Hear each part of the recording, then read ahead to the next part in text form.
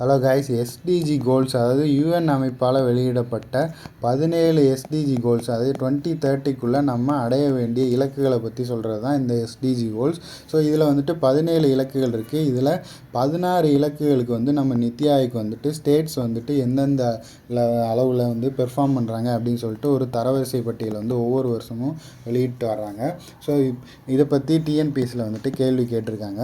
So வாங்க பார்க்கலாம். First பாருங்கள், தமிழ்நாடு வந்துட்டு நோ பாவர்ட்டி அதாவது எஸ்டிஜி கோல் 1ல் வந்துட்டு ஃபஸ்ட்டு ப்ளேஸில் வந்து இருக்காங்க.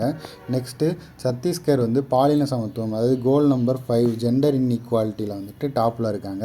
நெக்ஸ்ட்டு கேரளா வந்து பூஜ்ய பசி அதாவது 0 ஹங்கர் கோல் நம்பர் 2ல் வந்துட்டு ஃபஸ்ட்டு ப்ளேஸில் இருக்காங்க.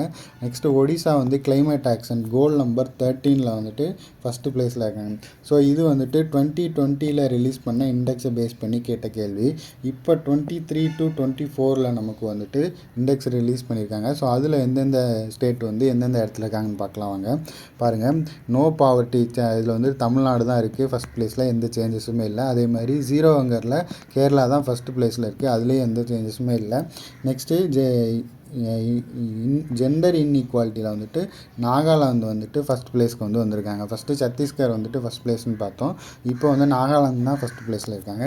நெக்ஸ்ட் இந்த கிளைமேட் ஆக்ஷனில் வந்துட்டு ஒடிசா இருந்தாங்க, இப்போ வந்து சிக்கிம் அண்ட் தமிழ்நாடு தான் ஃபஸ்ட்டு ப்ளேஸில் வந்து இருக்காங்க. ஸோ இது வந்து இம்பார்ட்டன்ட் ஆனது கைஸ். என்னென்னா தமிழ்நாடு வந்து எந்தெந்த இண்டெக்ஸில் வந்துட்டு ஃபஸ்ட்டு ப்ளேஸில் இருக்காங்க அப்படின்னு சொல்லி கேட்கலாம். நம்ம வந்து நோ பாவர்ட்டிலையும் கிளைமேட் ஆக்ஷன் அதாவது கோல் நம்பர் 1 and 13ல் வந்துட்டு நம்ம வந்து டாப்பில் இருக்கோம். ஸோ இது நெக்ஸ்ட் எக்ஸாமில் கேட்க சான்சஸ் இருக்குது. ஸோ உங்களுக்கான கேள்வி என்னென்னா, மொத்தம் யூஎன் அமைப்பால் வெளியிடப்பட்ட அந்த 17 கோல்ஸில் 16 கோல்ஸுக்கு நித்தி ஆயோக் வந்து ரிப்போர்ட் ரிலீஸ் பண்ணாங்க. அந்த 17வது கோல் என்ன அப்படின்னு சொல்லிட்டு கமெண்ட்டில் வந்துட்டு மென்ஷன் பண்ணுங்கள். ஸோ நன்றி, வணக்கம்.